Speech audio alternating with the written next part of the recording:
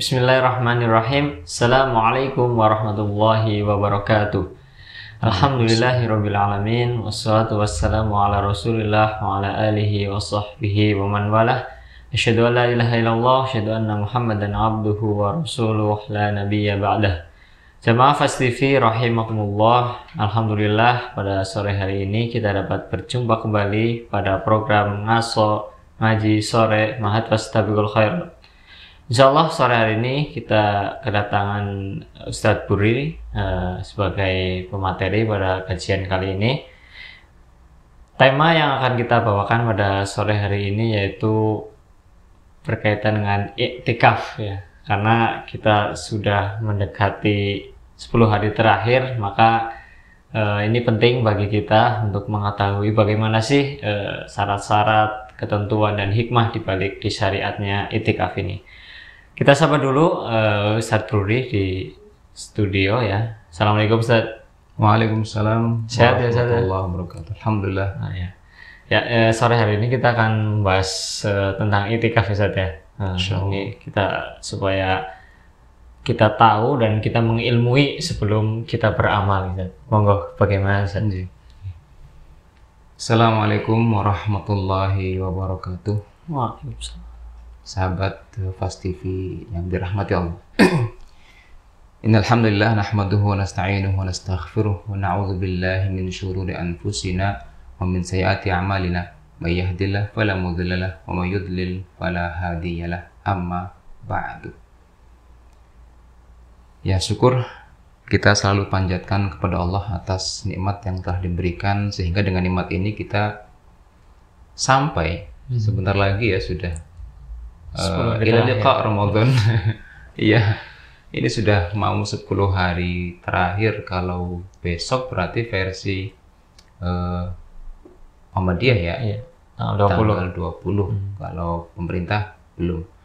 Apapun itu, maka iktikaf sudah di hadapan mata kita ini. Paling tidak itu yang diajarkan Nabi Muhammad sallallahu alaihi wasallam. Berbicara tentang iktikaf ini, kalau kita merujuk pada ayat dan hadis, maka kan jelas masyru'iyahnya harus dari sana kan. Maka dalam sebuah ayat Allah mengatakan wa tahhir baitiya lit-taifina wal 'akifina wa ruk'a'is sujud. Artinya apa? Tahhir, sucikanlah, bersihkanlah rumahku, baiti lit-taifin, untuk orang-orang yang tawaf, wal 'akifin, dan orang-orang yang iktikaf tadi disebutkan.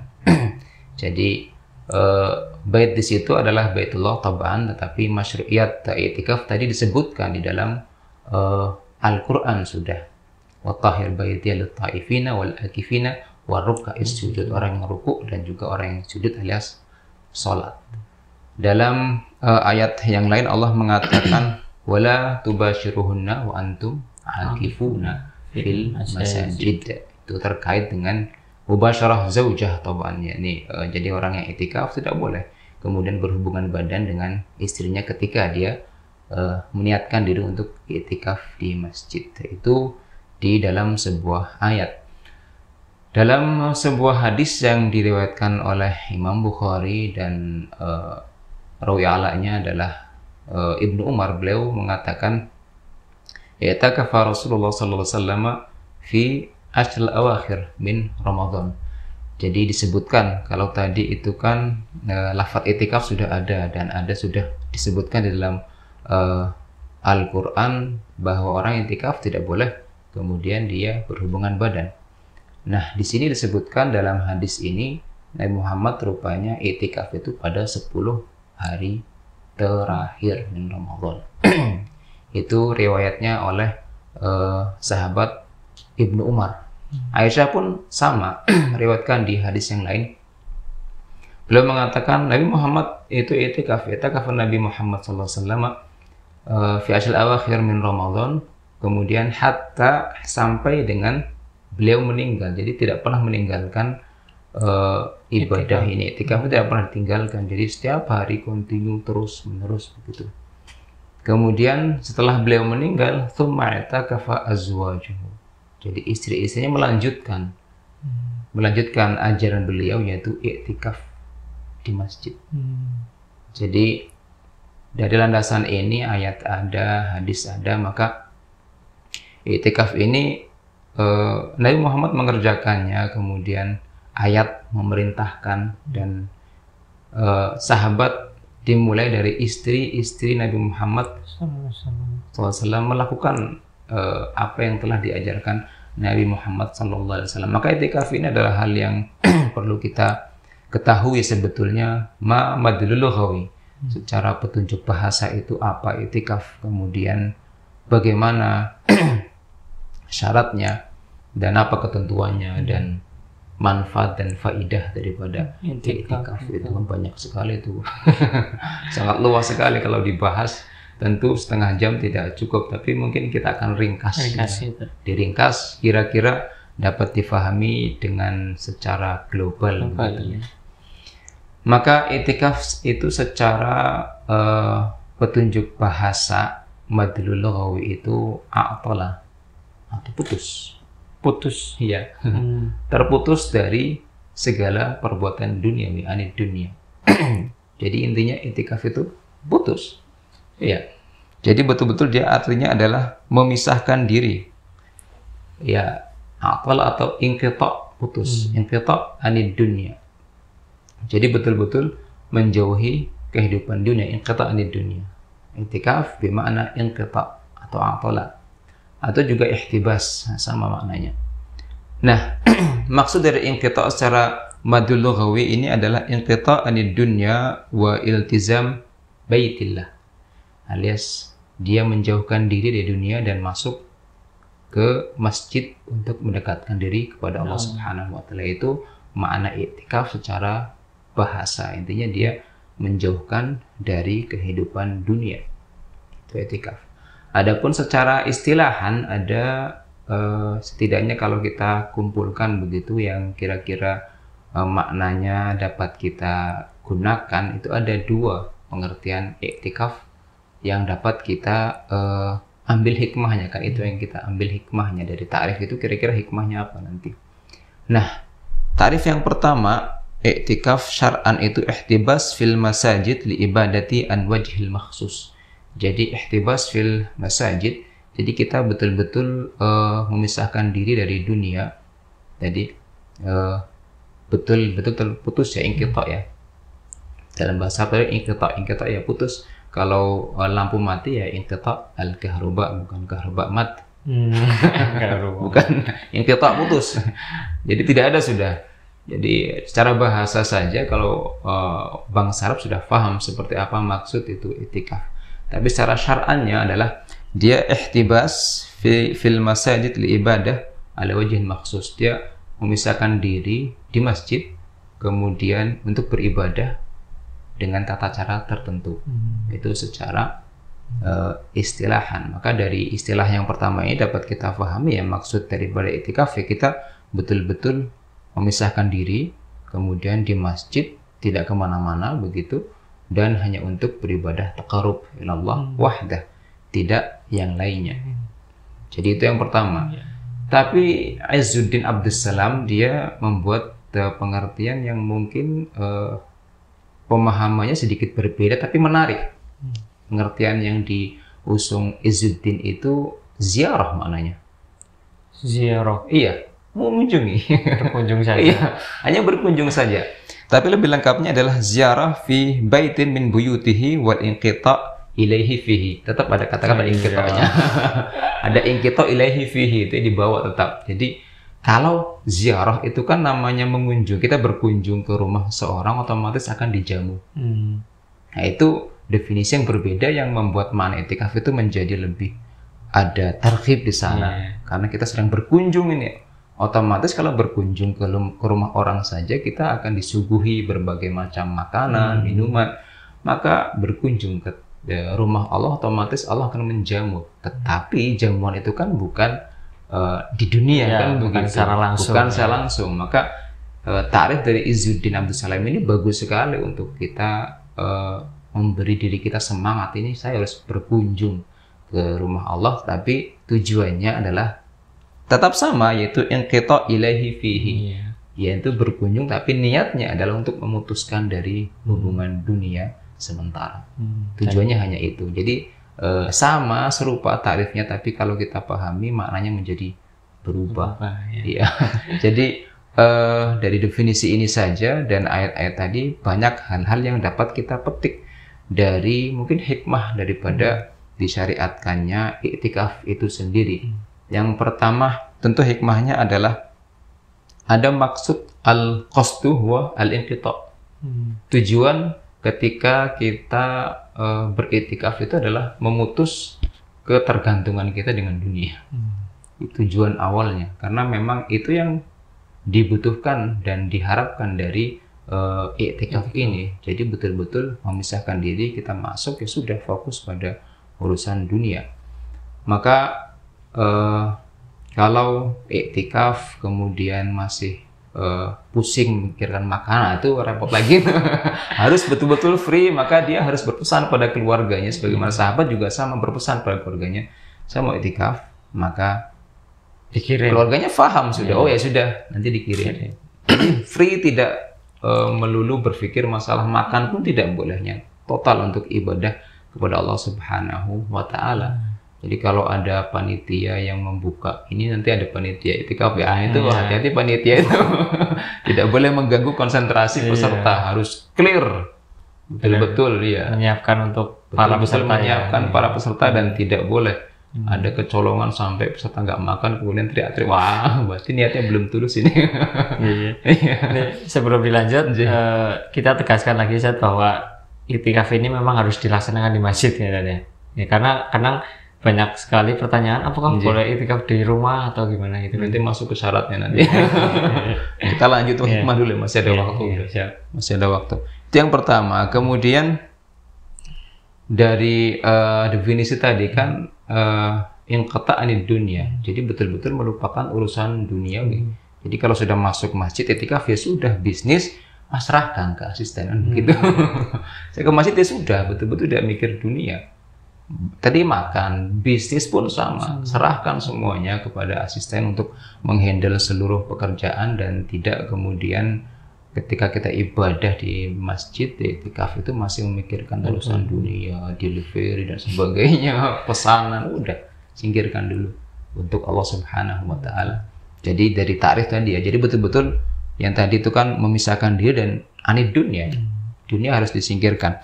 Dan kemudian hikmah yang dapat kita ambil dari ta'rif izin dan salam itu tadi adalah ada kata-kata ziarah. Maka untuk memberi semangat kita sedang berkunjung ini ke rumah Allah. Rumah Allah, maka masjid itu seharusnya bersih dari bendera apapun.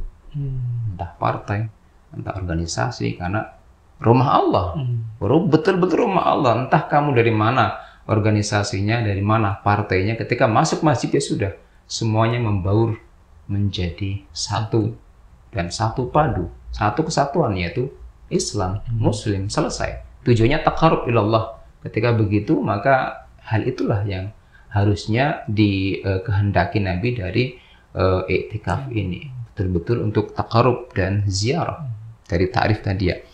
Kemudian yang lain adalah ada dalam hadis Nabi mengatakan sab'atun yudhilluhumullahu fi dhillihi yauma la dhilla illa dhilluh. Kita kan masih berbicara tentang hikmahnya. Maka di hadis ini ada 7 golongan yang dapat nanti naungan di hari tanpa dan tidak akan mendapatkan naungan kecuali orang yang diizinkan Allah. Dan yang diizinkan adalah qalbuhu mu'allaqun bil masajid.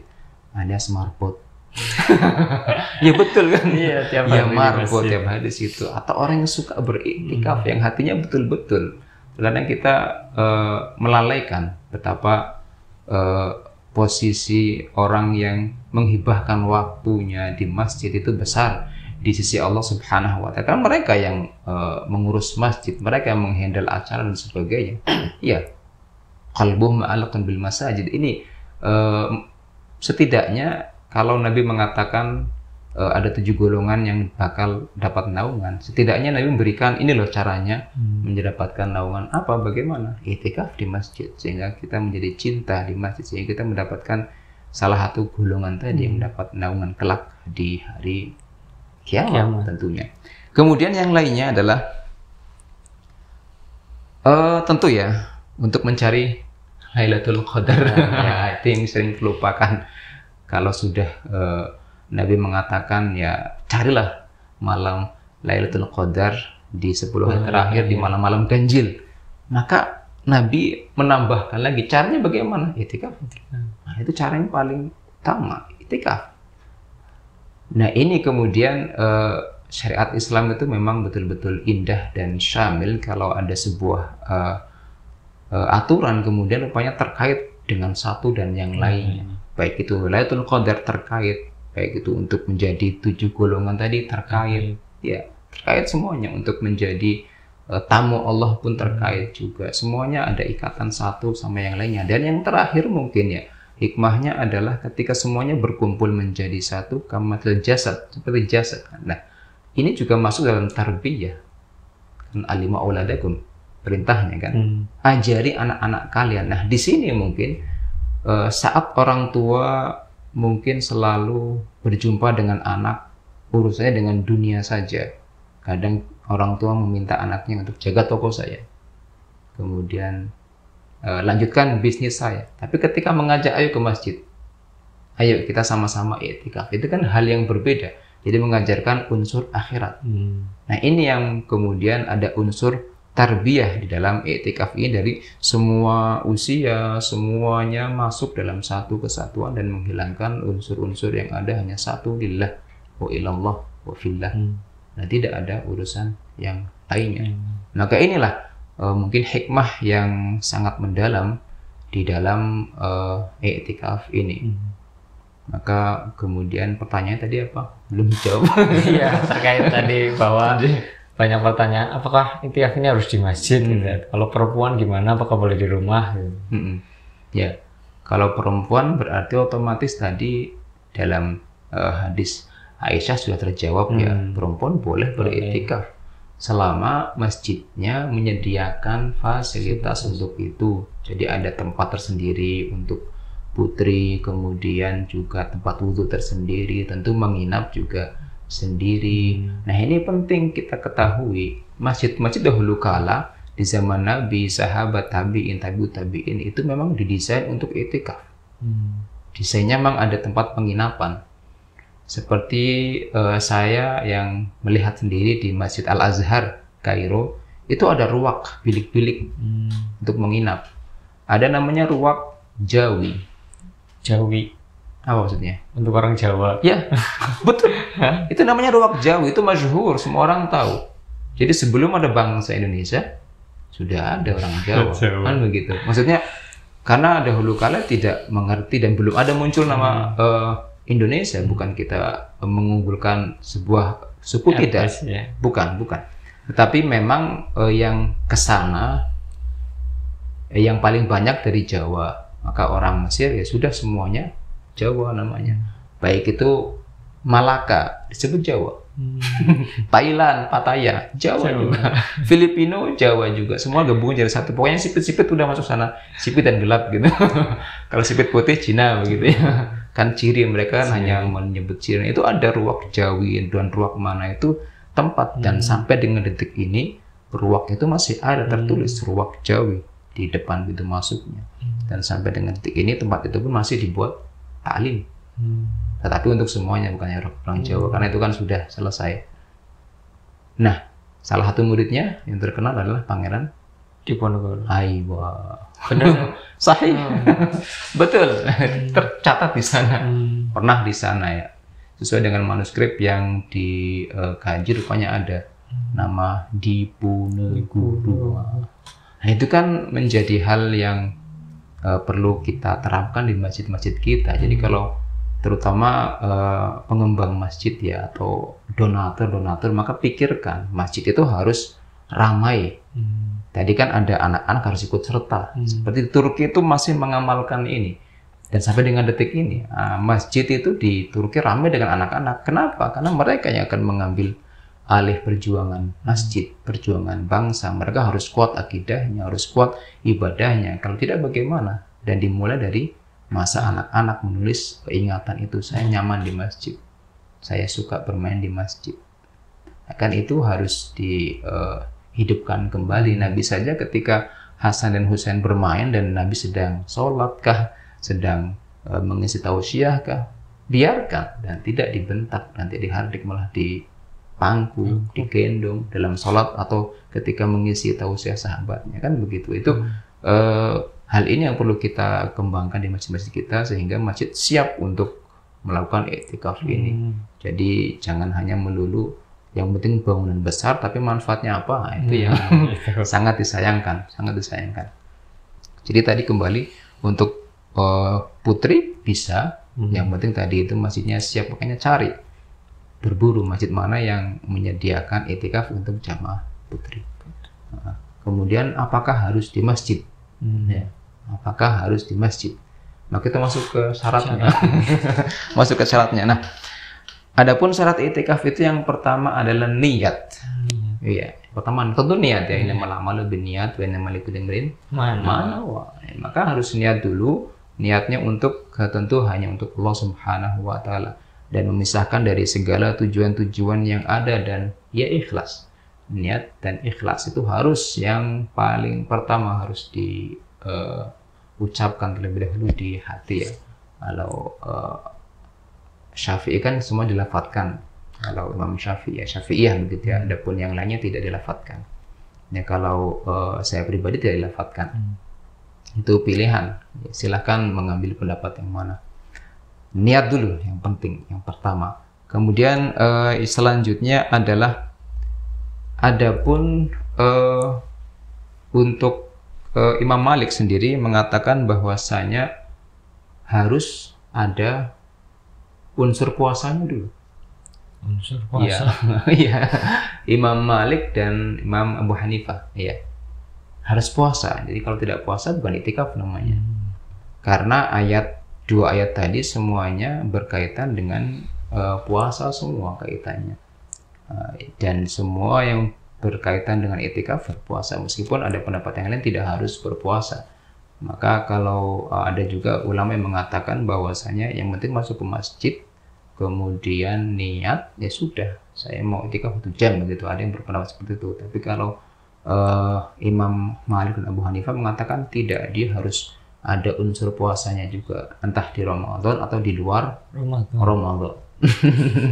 Itu Imam Malik. Kemudian syarat selanjutnya adalah kalau bisa dilakukan di masjid jami' atau masjid yang didirikan sholat Jumat di sana. Agar orang yang i'tikaf ini ketika masuk waktu sholat Jumat tidak harus keluar mencari masjid.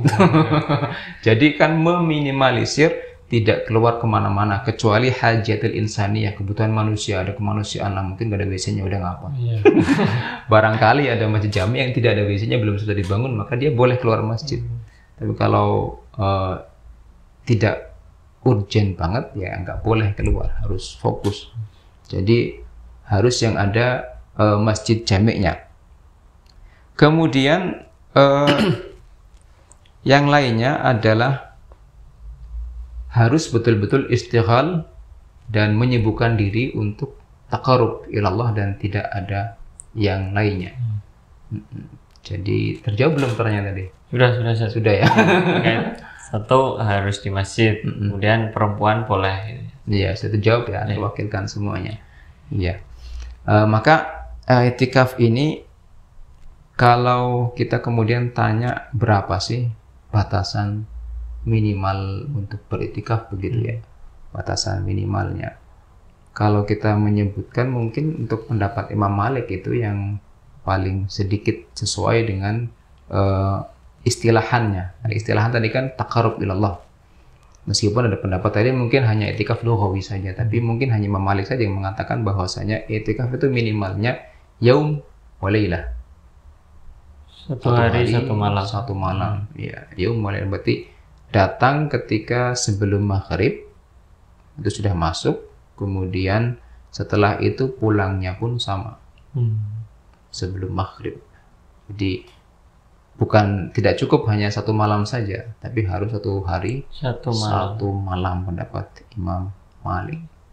Jadi itu hadul adna atau batasan minimal yang dikatakan oleh Imam Malik. Kemudian selanjutnya yang belum kita bahas apa untuk i'tikaf ini? Hukumnya. Hukumnya apa? Sunnah tuh. Sunnah aja ya. Kalau wajib berat. Tapi ada i'tikaf juga yang wajib. Kapan itu terjadi? Kapan? Ketika orang bernazar. Kan jadi wajib. Ketika bernazar. Iya, nazar langsung jadi wajib, berubah total. Ini nazar tuh gadan atakif, sudah langsung jadi wajib hukum i'tikaf buat dia. Makanya jangan suka nazar sekali terucap maka harus dilaksanakan. Dan ulama mengatakan orang yang nazar itu orang pelit. Kenapa Ustaz? Karena dia tidak mau melakukan kecuali harus janji dulu. Pelit dia. Makanya saya bernazar, berarti dia ada syarat untuk melakukan hal itu. Saya bernazar kalau saya najah nilai bagus potong kambing. Berarti kan pelit dia. Potong kambingnya kalau nilainya bagus. Kalau ada untungnya baru dipotong kambing. Padahal udah potong saja untuk sedekah kan begitu tanpa harus bernazar. Ya, nazar itu ya kata ulama itu pelit dan jangan sampai kita mengucapkan bernazar karena nazar itu sendiri wajib hukumnya kalau sudah diucapkan.